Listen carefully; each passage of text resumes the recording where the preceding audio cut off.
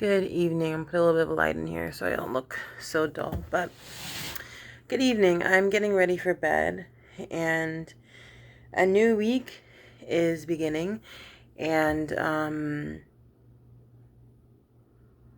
last week was a whirlwind because I feel like just my stomach is growling a little bit. Not growling, but when things are turning. But last week was a whirlwind because I feel like we had the results of Derek Chauvin's trial, and that triggered me again a little bit. But I don't really feel like going into that because that's not the point of the things that I want to talk about. But what I want to say today is I feel like my life has been a constant state of reflection where and that's what the point of life is. The point of life really is to just enjoy every moment that we have and to reflect and to keep going. And, but when Sunday usually comes around, I try to go to sleep by like 9:30/10 because I have to be at work at 7:30 and I want to get up early enough in the morning so that I can meditate and do all these things. And I'm reflecting on this thought of like, who are we really?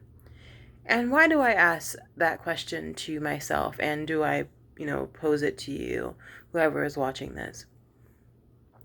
I feel like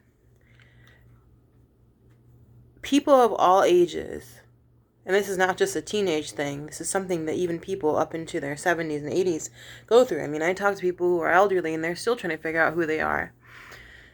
It's a never-ending journey to figure out exactly who you are. But the thing that I feel so passionately about in this moment, which is why I'm coming on here with my glasses and my hair messy and as I am and all this stuff.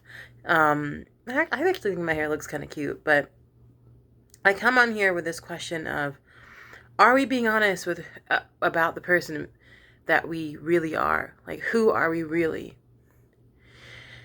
When I was in church, and I always bring this up because it's such a big part of my healing, I was told who I was supposed to be because I was handed religion, right? I was handed Jesus. I was handed a white Jesus. I was handed a Seventh-day Adventist Jesus. I was handed a, King James Version Bible. I was handed people that told me that I had to believe in the Sabbath to be saved. And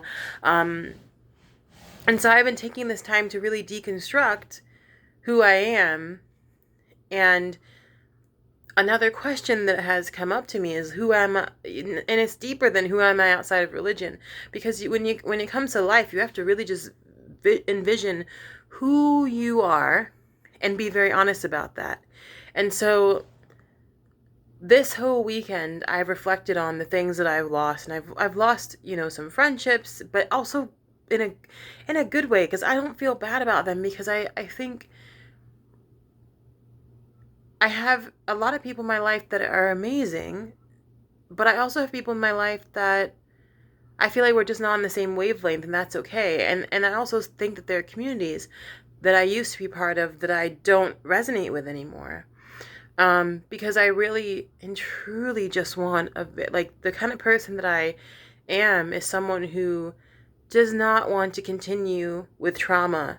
Like, and I see people who are so addicted to their trauma and addicted to like being the victim of their story. And when you have a conversation with them, it's like they have to bring up their trauma to, in a sense, compete with yours, because that's the only way they know how to resonate.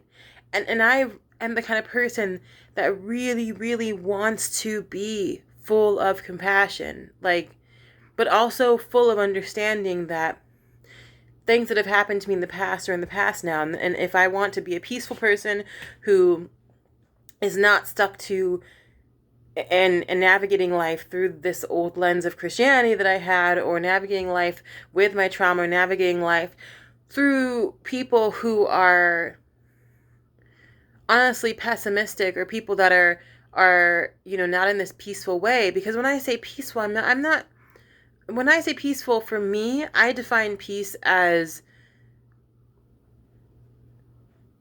going for a walk in the beauty of nature. Like, this is a metaphor for peace, but that's the kind of life I really desire. I'm not the kind of person who likes like the of life. Like, I think that it's a distraction, and I think it's not the best for people who are poor. But and that's one of the biggest things to me. We keep creating this economic inequality with, creating this lifestyle of like, for example, in Chicago, all these buildings are being built, and it bothers me, because I'm like, are we actually trying to make people more equal? And so I'm going back to this concept, like, who am I? Am I someone that wants to keep being around people of all age, even people, and I'm 28, but I have friends of all ages. Do I want to be around people that are not willing to do the work to change their life? Who are so attached to their trauma, who are so attached to this way of like suffering, because I ultimately think that we're so addicted to our suffering, even though suffering is a part of life, and you learn this through all paths, and even if you just look outside the door, you see suffering. But it's like, do I want to be attached to people who are attached to suffering? Because if I have friends that are all attached to suffering, or that are attached to making lots of money, or attached to not reconciling their relationships, and not attached to being honest, or attached to dishonesty and attached to trauma, like, I'm going to be that. So I need to really dive into this question of, like, am I that? And if I am not that, then I have to make sure that I stay centered in what I actually am.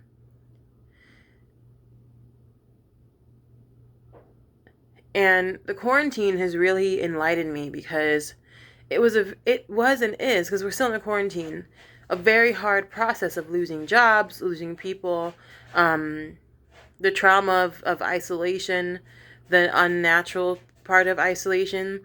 But it also made me realize that I really am someone who values peace of mind more than anything. Like, the reason why I don't feel bad about losing people is because I feel like I've been very peaceful, and even though in my imperfections, I feel that it has always worked out in the ways that I need it to work out. Joe, come here. No, baby. I'm talking to my cats because they always want a snack when I get up.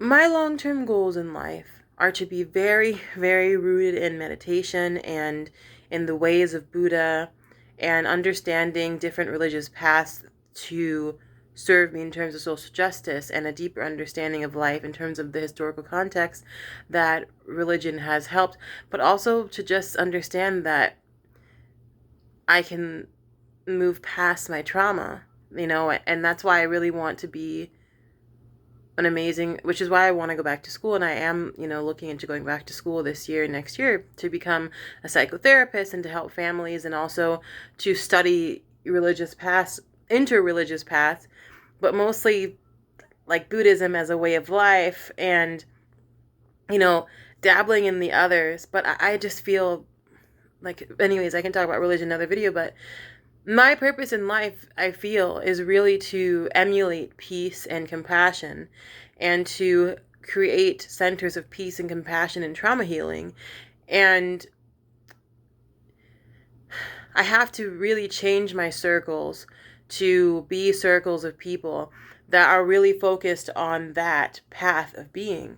Because I think it's not like I'm tired in the sense of, like, I'm frustrated, but I'm not getting to where I am by being around people that, and also myself being someone who's so attached to the past. So there are other things that I feel that I am, but that's a question that we have to really ask ourselves, and really step into that. Like, I'm going to step into who I am, a Black woman who has Turkish roots, who's mad by the shitty world, but also understands that I have to think about the bigger picture and the spirituality, and I'm trying to be a spiritual person because I naturally am.